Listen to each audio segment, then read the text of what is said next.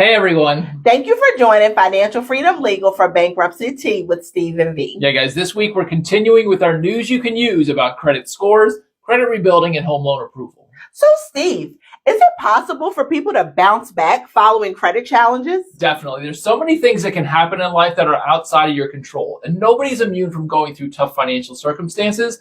But rest assured, even if you face some struggles, it's entirely possible to overcome challenges to your finances and to your credit. So, Veronica, what do people need to know about how to get their credit back on track? First, if you haven't checked out our blog from last week, start there to get the details on how credit scores are calculated. Next, look into getting new lines of credit or credit accounts and use them responsibly. Most important, try to make all your payments on time. That's super important. Lastly, try to monitor your credit reports regularly to keep an eye on what's being reported to the credit bureaus. You want to make sure everything on your credit report is accurate. So, Steve, if someone wants more information on rebuilding credit, what should they do? Well, they're definitely going to want to check out our blog post this week at fflegalva.com.